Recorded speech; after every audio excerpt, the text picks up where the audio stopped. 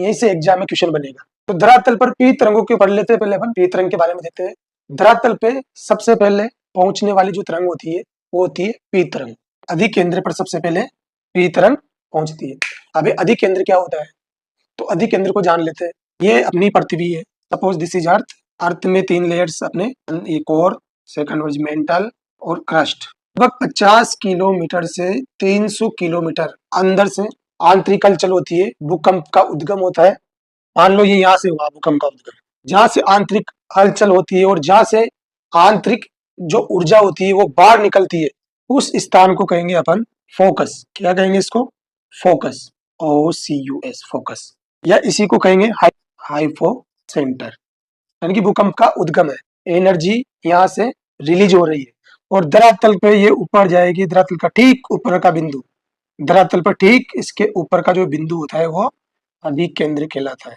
अधिक केंद्र, या इसी को कह देते हैं अपन इंग्लिश में एपी सेंटर।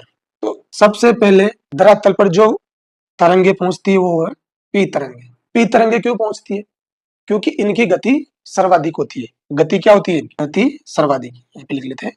क्योंकि इनकी गति तीव्र होती है, स्पीड इनकी सबसे ज्यादा मैक्सिमम स्पीड होती है। और इन्हीं पे तरंगों को प्राइमरी तरंगे कहते हैं। क्या कहते हैं इनको?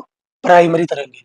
इन्हीं को क्या कहेंगे? पी को प्राथमिक, क्योंकि सबसे पहले ये पहुंचती है ना, इसलिए इसको प्राथमिक कहेंगे या प्राइमरी कहेंगे। इन्हीं को अनुदैर्ध्य तरंगे कहते हैं। अनुदैर्ध्य तरंगे क्यों कहते हैं इनको? इसके पीछे भी एक कारण है। अनुदैर्ध्य तरंग इसलिए कहते हैं क्योंकि जब तरंग की जो गति होती है, उसके जो पार्टिकल्स होते हैं, जो कण होते हैं, उन कणों का जो संचलन होता है वो तरंग की दिशा में होता है, उसके समानांतर होता है। जैसे इसको यहाँ पे बनाते हैं, ये पार्टिकल्स जो है आगे पीछे इसी में चलेंगे।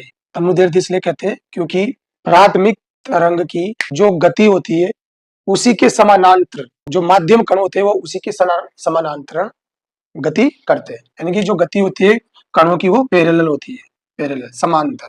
इन्हीं को संपीड़ित तरंगे कहेंगे। इन्हीं तरंगों को ही अपन संपीड़ित तरंगे कहते हैं। संपीड़ित तरंगे इसलिए कहते हैं क्योंकि जब ये आंतरिक भूभाग में चलती है, अंदर चलती है, तो इनके दबाव के कारण, जैसे स्प्रिंग दबती है और विस्तार होती है, वैसे अंदर के जो मैटर उन उसमें दबाव, संकुचन और विस्तार होता है, इसलिए इनको संपीड़ित तरंगे भी कहते हैं।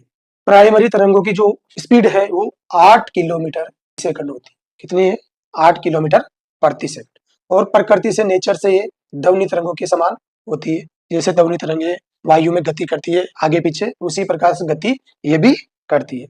इन्हीं को अपन देशांतरी तरंगे कहते हैं, लॉन्जिट्यूड। इन्हीं को क्या कहेंगे? लॉन्जिट्यूड। जिनमें कणों की गति, जैसा मैंने बताया, कणों की गति पैरेलल होती है। जो तरंग की गति है उस तरंग की गति के समानांतर या अपन कह सकते हैं पैरेलल होती है। और इसकी खास विशेषता ये है पी तरंग की कि ये तीनों माध्यम में प्रवेश कर सकती है। Solid, liquid, gas. तीनों माध्यम कौन कौन से? सॉलिड, लिक्विड और गैस। तीनों स्टेट में ये प्रवेश कर सकती है। ठोस, द्रव और गैस, तीनों इस स्टेज में ये प्रवेश कर जाएगी।